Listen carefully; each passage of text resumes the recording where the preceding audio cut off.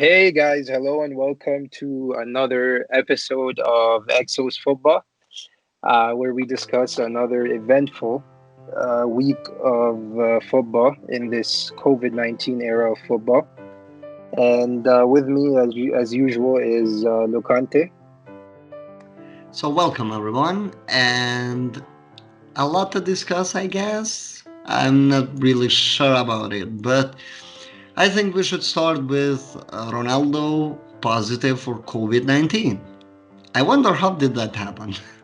Yeah, I mean, just it's just that the cases in football and everywhere just continue to rise. And unfortunately, it could have been avoided if the planning was better. I do not understand why the schedule is playing out in the same exact format and way it used to play out back in the day. Like, obviously, you should try to limit traveling, especially across different Countries. countries. You have players literally traveling across the globe, going to games in South America, and then coming back to Europe, going to games in Africa and Asia. It's just, I do not understand how those decisions were made. Like, I was actually shocked when I realized that there was international football, like, globally, because initially I thought um, that they were going to do international football, like all the games were just going to be played in Europe or something, because I saw a few African teams playing it for friendlies in Europe against other African teams. But yeah, apparently it's just completely normal. Everyone's playing at home. Players are expected to travel across the globe, and everything is just supposed to work out. And yeah, I don't understand how anyone with half a brain can plan it out in the same exact way. Yeah, not surprising. It's clear that there are TV deals on plays, everything. Well, I do understand that they have done some really pointless things, like you already had two official games scheduled, which were going to be qualifiers for a World Cup or the UEFA Nations League, which is fine, I guess. They have to be played. But they did add a friendly there for no reason at all, just to have games to be played, which is really awful and really makes me believe that they don't really know what they're doing. Well, I do understand that COVID in general is not something that can be controlled. It cannot be controlled not just in football but outside of it as well. But there have to be taken some measures that are at least going to try and minimize how much problems it is going to cause. That is not really happening here. What we are saying here is that they are expecting football to be played just like it was, and I think there was a rule that unless a team has 10 players positive with COVID, they are obliged to actually participate on the match. And while I do understand that they want the games to go ahead, but we saw the fiasco with Juve and Napoli just before the COVID break, which, as far as I'm concerned, we still don't know what they decided to do with it The because outcome, Juventus, yeah. yeah, the outcome of it. But it was something really shocking to see. I mean, by the rules, apparently Juventus were allowed to do what they did, so there comes the problem. Napoli did not want to travel given their situations. I don't think they were not allowed. I'm not completely clear on that situation, so I'm just gonna stay away from trying to dissect everything in it, but it was very messy. And Juventus just decided, hey, we're gonna show up on pitch. We're going to show all of our players. All of them are gonna step up on pitch. We're gonna have people taking photographs. We're gonna have cameras and everything, journalists, and that's how it's going to go. And the team didn't even travel. They wanted the 3 points the easy way. Whatever it's decided, it is what it is. But the thing is that even the rules that are put in place from country to country and how UEFA and FIFA are working all are different. For example, in Italy, they have disclosed that now, after a player has come positive for COVID, they have to stay isolated for just 10 days, right? While UEFA still doesn't really tell you how many days you have to stay isolated before having the green light to play or join your teammates. And the problem becomes now, right? If it's 2 weeks, then Cristiano Ronaldo is set to miss the game against Barcelona on the Champions League. If it's going to be 10 days, then he can play. So it's like we don't really know what's going on. The I rules are not clear, that's for sure. I just don't understand like why friendlies. I mean, it's already risky enough to even play international football, especially using the same format as before. I mean, you're just taking needless risk. Just play the games that matter. How many friendlies did clubs clubs play before the season started? Not many. Like only certain clubs played a few friendlies, and some clubs literally, like Real And Madrid, played one friendly, and it was against a local team. Like a lot of clubs played friendlies against local teams, like really local teams, not even across the country, teams that are within the same city, the same province, but you have uh, federations running friendlies between different countries with players coming from across the globe and traveling from everywhere around the world, pretty much, because of how global the game has become. And playing a game that at this point in this COVID-19 era is meaningless. I mean, if it was, I mean, to call friendlies meaningless in general is wrong, right? Because obviously friendlies matter. But in this time, in this era where you have where it's way too risky. It's just not worth it. So I just don't understand the point of friendlies. I don't understand the rules. Like I don't understand the rules. The rules differ from one country to another, from one league to another.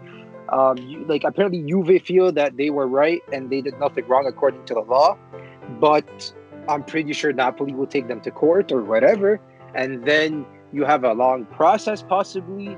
And then what if the Serie A title, what if the Scudetto in May is decided by like 3 points?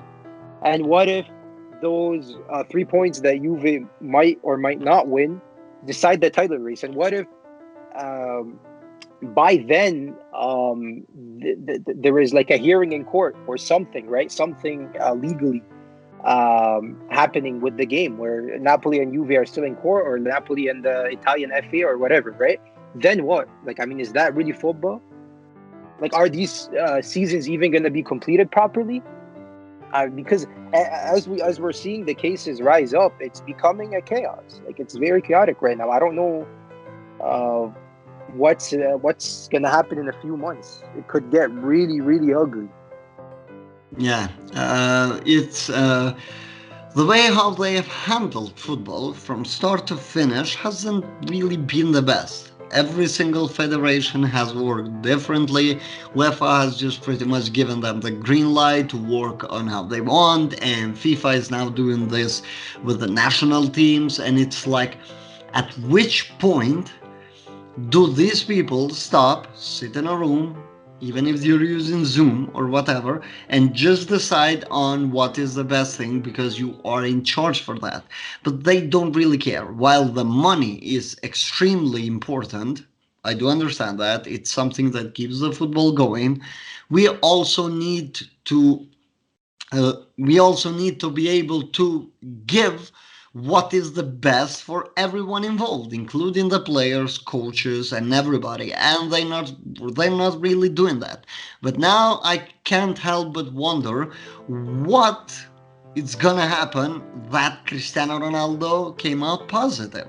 And this is a big player. This is a player that obviously has more power than anybody that has come out positive so far. And I'm really interested to see how they are going to handle this situation now that we are going to have another international break in November. Obviously, I do understand the fact that games need to be played. Those national teams need to play. But they could have handled the situation slightly better. Remove the friendlies, maybe just give a bigger span between the games, like they don't have to be so frequent because we are still getting 3 international breaks within the year, which for me shouldn't be done considering the fact that last season ended in August. Most of these players have not had rest, and teams have already come back and they are playing every 3 days, which brings a big issue with it. There is just a lot to be talked about when it comes to their planning. Games every 3 days. Players are having to travel across the countries consistently, and it's taking a toll mentally, it's taking a toll physically, and these guys have also to be like aware of COVID situation, which more often than not is gonna be out of their hands, but we have had cases which the players have pretty much brought it upon themselves.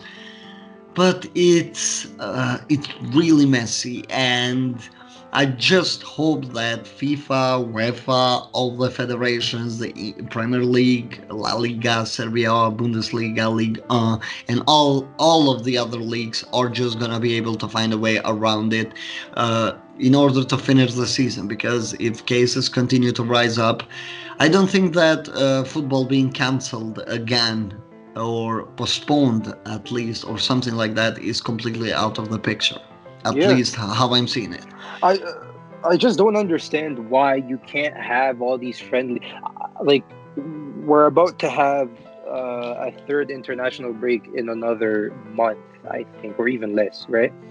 I just don't understand why you can't have like one big international break and then take care of all the games that matter. Don't give me friendlies, just games that matter, right? World Cup qualifiers, AFCON, Euro, whatever, like all the official games, and then that's it. Like, it's just, you don't need to get players traveling across the globe back and forth, back and forth, back and forth, which obviously increases risk. Why can't you just have a month of international friendlies? I mean, or 3 weeks. It's like, it's the same thing. Ultimately, if you do the math, it's the same thing, because you're taking away from the club football season. So if you just add up those weeks and have one training camp for each national team and just a bunch of games, it's safer. It makes more sense. You can even control it more, right? Like, you can even um like, really, for example, for UEFA, they could have had the Nations League in one country or one city. They could have done that. I mean, there's a lot of countries in Europe or even around the world that have lots of good stadiums and whatever, just like they did the Champions League. But it seems like everyone in charge just like thought COVID would go away, eventually. And I think they got too comfortable. They weren't really. I don't even think they tried to think out of the box to avoid this. Yeah, for sure. And the point that you brought about the stadiums, like besides the big groups like A and B, many of the third tier teams and fourth don't really have good stadiums to begin with. So it's like they could definitely have avoided everything that is going on. Plus, international football is boring. Like, if there was a possibility for me to scrap it, I would scrap it. Like, World Cup, Euros are fine, but everything besides them is just boring. Uh, It's extremely boring football. I understand why it's boring, but I don't want to see it. I don't want to watch it. Oh, you cannot watch it, but at least I still want to watch football. I want new content from it, and I obviously am not gonna get the clubs because the players are with their national teams. Therefore, I'm just stuck 2 weeks of watching a bullshit of a football game after a bullshit of a football game, half-baked teams going after one another and giving me a sleeping if I could sleep on the match of France against Portugal, right? This is the champions of Europe against the champions champions of of the world, right? exact. This is two best national teams that football has to offer right I, now on paper. And I I, don't even think on paper, right? They are really the best two ones.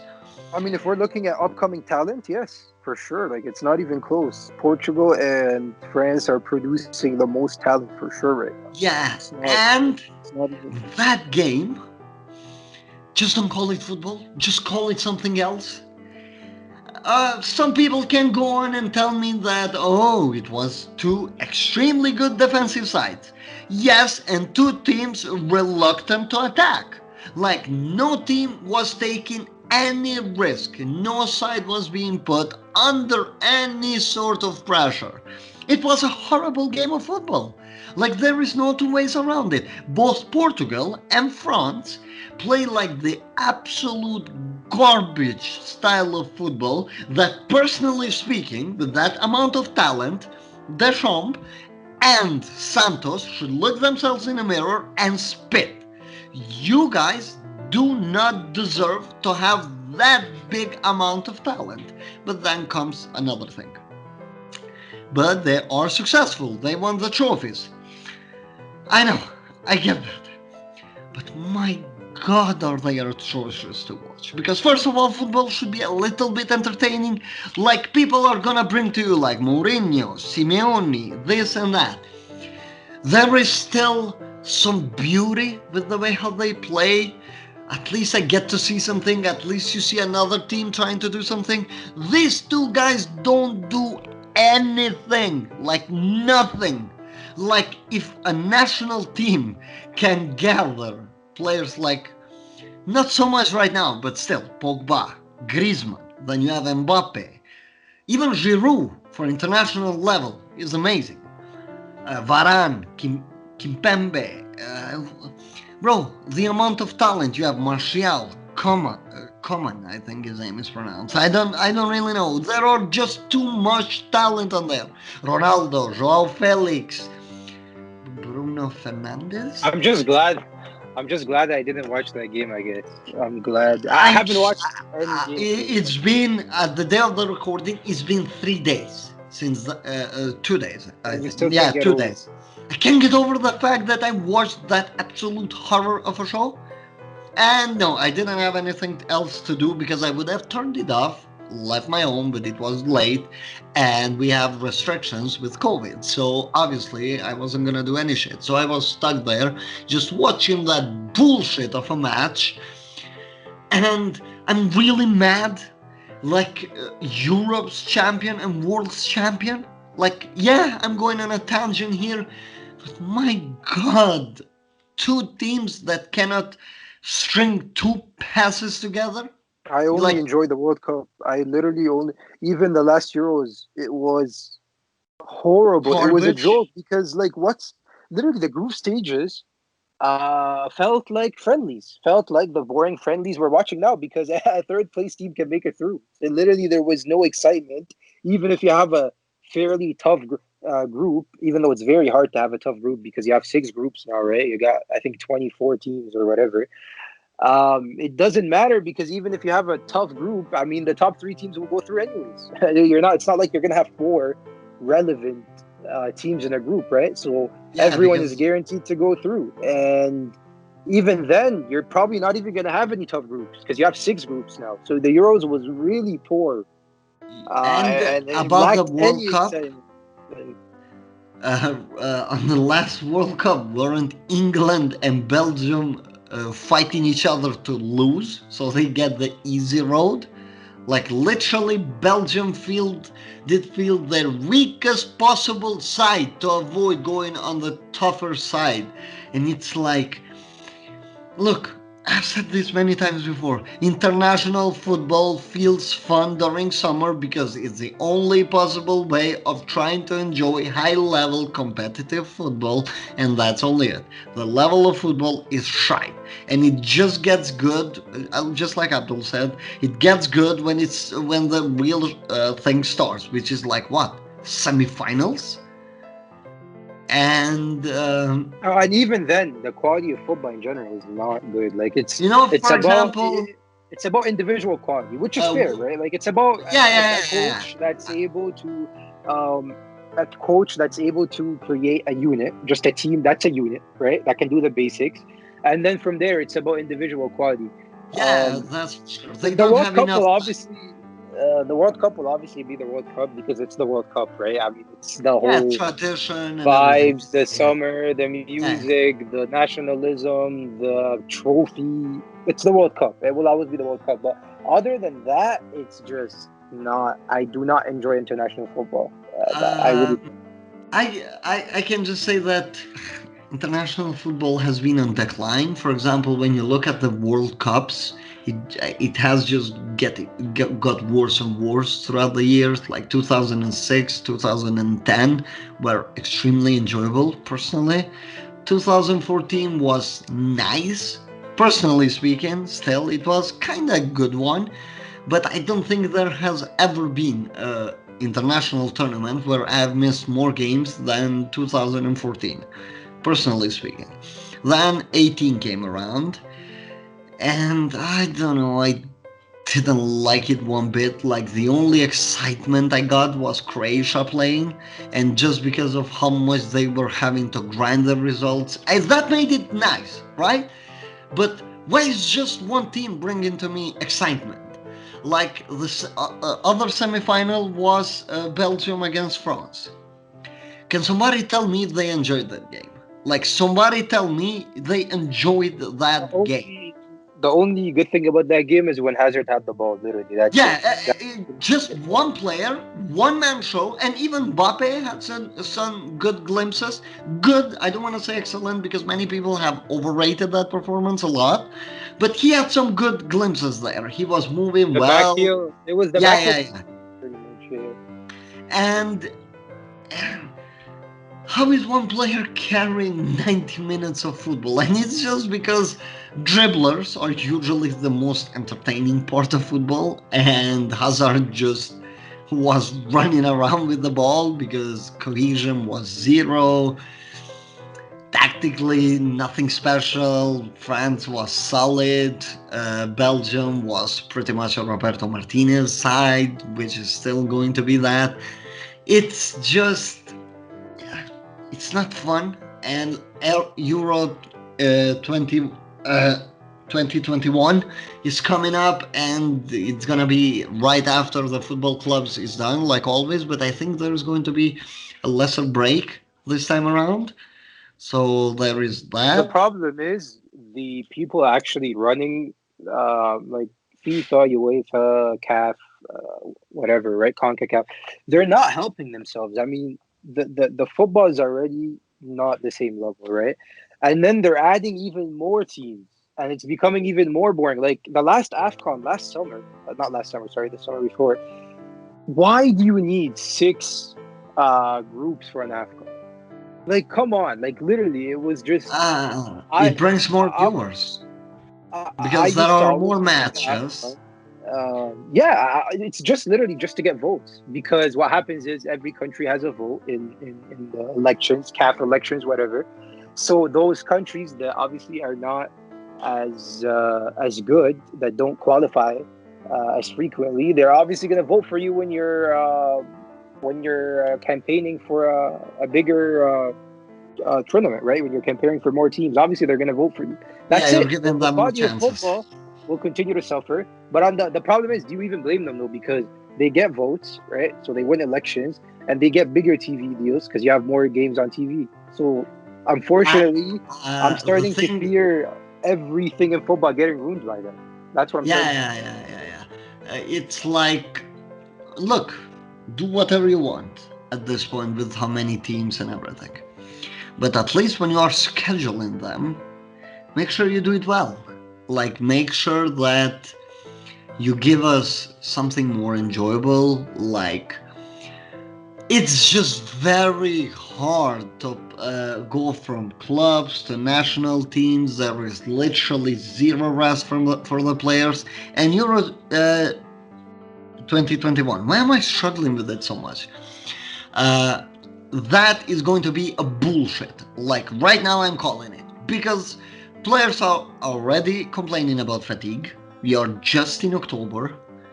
We have matches every single 3 days from now on until the end of the season, pretty much. Because now that the Champions League is gonna be done, you're gonna have cups added to the clubs, so they are going to work to play every 3 days. So by that, you are pretty much going to have shattered players playing in a tournament, and the quality is already bad. It's going to be even worse. and I don't think it's gonna improve anytime soon. I just think that sometimes there is a thing called too much football, and we are getting too much football. We are going to get more players burnt out, and probably those players' careers are gonna start to finish sooner and sooner and sooner and sooner. And Well, it's a worry, obviously, especially like, let me just take this example so I can finish this point off. Mbappe, right? He's been playing top level since he was 17. It's gonna be very different when Mbappe becomes 28 to a person who started playing on that level at 22, because there are less kilometers on the player that started at 22 than Mbappe who started at 17. So therefore, their careers aren't really being prolonged, and those players are could potentially be finished earlier. And now, to just round it up, I just said again. There is talk about Luka Modric, how he changed his diet and everything. Right? He's 35 and he still is one of the best midfielders in the world. But when you watched Modric throughout last year, you could see inconsistencies. You could from time to time see a player that just simply cannot play a game every 3 days, which is completely fair. And by the 30s and mid 30s, a man is expected to be at his physical peak, normally, for normal humans. But what happens with footballers is that they have to run so much, they have to do so much, and obviously their legs are gonna get weaken and weaken and weaken and weaken and weaken until there is a point where they cannot really play anymore. And with too much football like we're getting right now, this is going to happen for many players. We are gonna see more injuries, and essentially it's not benefiting anyone.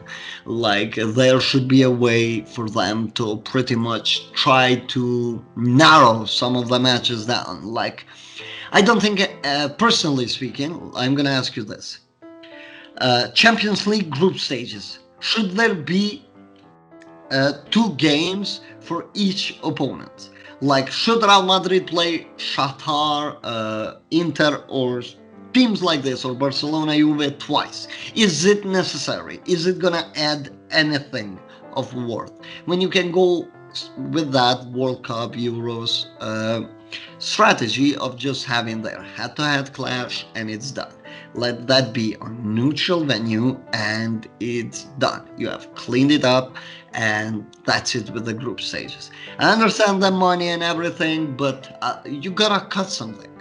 it And they doesn't cannot. matter though, because Yeah, the TV money is what matters. Like being able to have Messi against Ronaldo this year in the Champions League twice is way more valuable than the players being a bit more fit to the people in charge. It's just how it but works. if And Messi and unfortunately, it won't change. Ronaldo, but the thing is that if Messi and Ronaldo aren't going to be on their optimal level of performing, then is it gonna be worth it? This is what I'm talking. Like, let's just say that Messi and Ronaldo, best 2 players of this generation, no doubt. Like, they are old now, right? For not really old, but they are not the same players they were 4 to 5 years ago. It's pretty clear that. But now, let's say that you have a casual viewer, because obviously they want to attract more and more people. And I'm telling this person that those 2 are the best 2 guys that football can offer. Many people are going to say that. And these guys could be so fatigued that they're not going to be as good as I told this person they are. And if they see that and they think that this is the best that football can offer, I don't think this sport is for me. You know what I mean? So there is a downside to that. It doesn't really matter that, because they could hurt football long term, right? This money is coming in right now. But essentially, this money could start to dry and dry and dry and dry, because the footballers just simply cannot keep up. And it's clear, like De Bruyne had that interview where he said that I am playing a year now, or almost 2 years without a rest, which is completely fine, because World Cup, this, that, Their only break was COVID, which is stressful. It's they still had to train at home. They still had to follow instructions. They were still communicating with their coaches, training team, everything. It was a mess, as we know. And yeah, those footballers are going to burn out. This is what I think. So, back to what I wanted to ask you. Would you go with one game or two games if you were in charge of making the decisions? You look at the pros and cons of that decision, like the money. Obviously, they have to think about the money because they are the ones that obviously are going to keep teams alive and pretty much inject them with money. So you need to think about that too. Would you keep the Champions League this year, at least on this COVID time, just one game per group stage?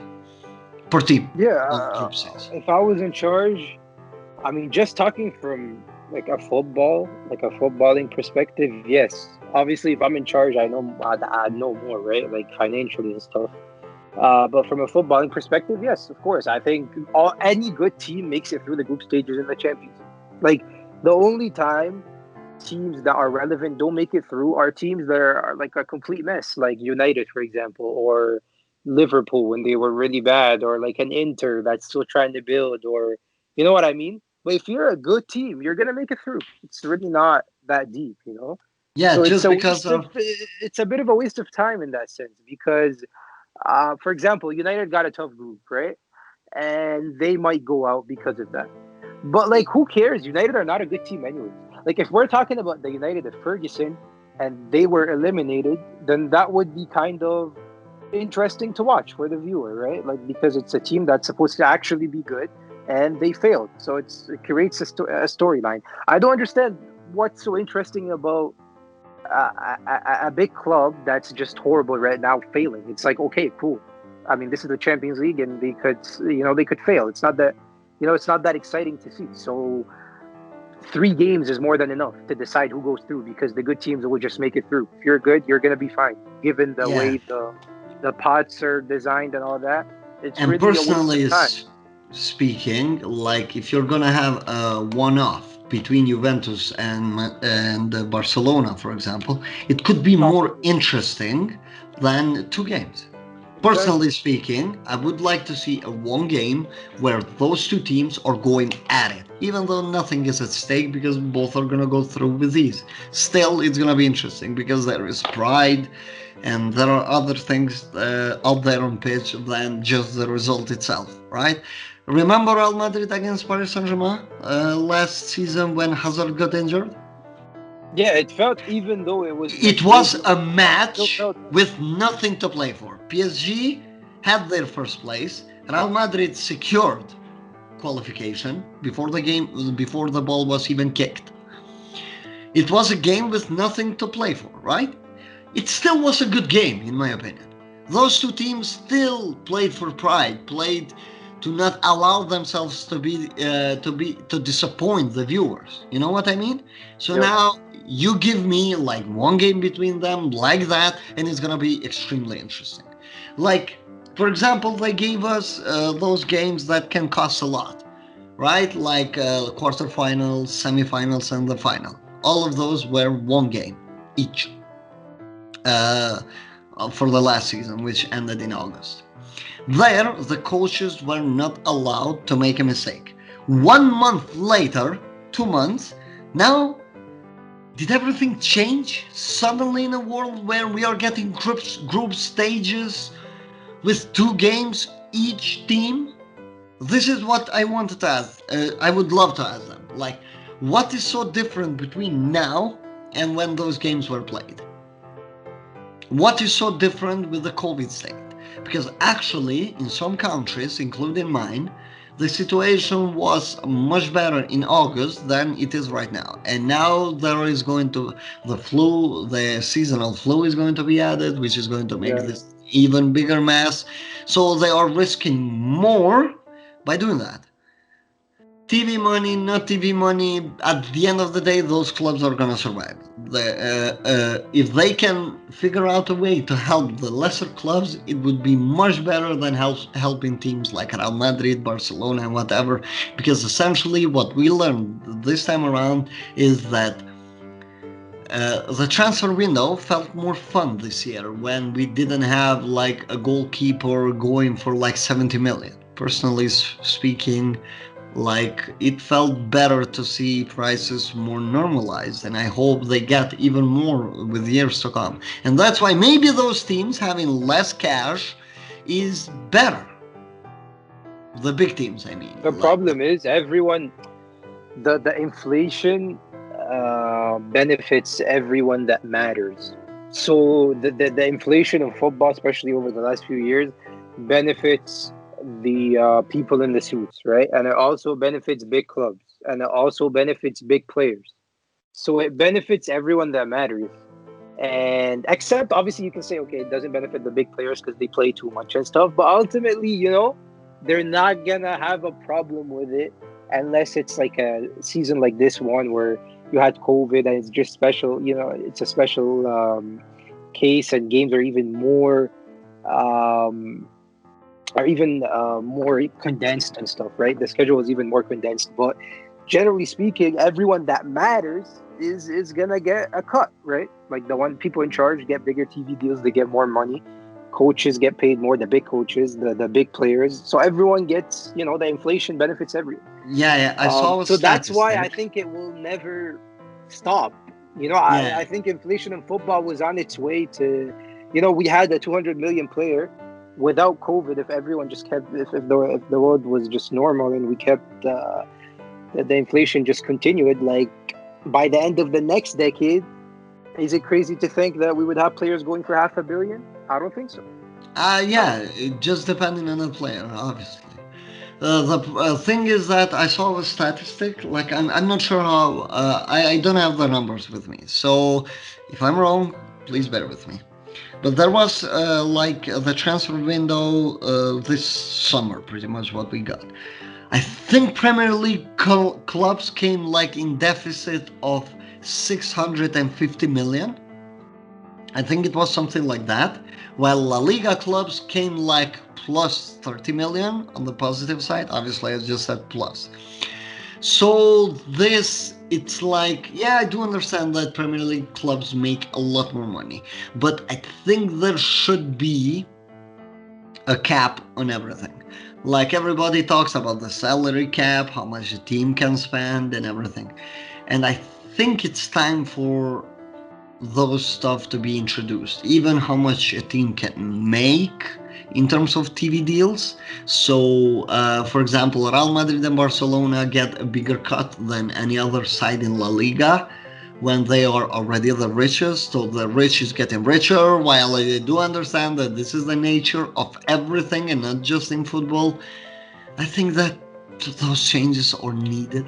Those changes are required to keep the football more competitive, to improve the quality of it, and also, as I said before, how you can negate the players really losing their legs too quickly. Bigger squads with more quality players. If they already have this much amount of money, teams can rotate more, players can stay more fresh. Not every player doesn't have to play every 3 days consistently. So that way, there's a balance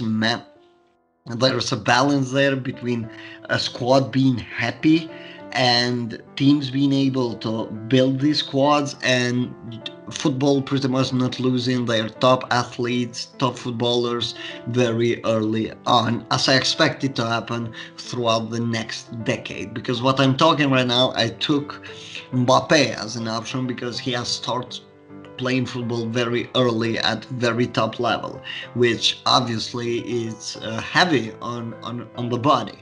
So it's going to take its toll, and I want to see how he manages it and everybody else. But I just think that there needs to be more control over what teams do, and just spread it more evenly, allow the lesser teams to be more competitive, even the lesser leagues, And that's pretty much it for me about this discussion. I just think that football should not decline because it's in good place in terms of where the clubs are. That's personally speaking, the quality is going to go just up from here, and I hope so. Like teams like Real Madrid and Barcelona aren't on their perfect place right now, but they can be pretty soon with the right investments and such. So I think this is it. Do you have anything else to add to this topic? No, that's it. I think we discussed it from every point of view: the players, the clubs, the people in charge, the fans. Um, I just think something needs to change short term for sure. Like given the virus and everything, you have to deal with it in a different way. And obviously, long term, I think play. Hopefully, I hope players can start taking a stand against the number of games they have to put up with every season. Yeah. So I guess this is it for this video.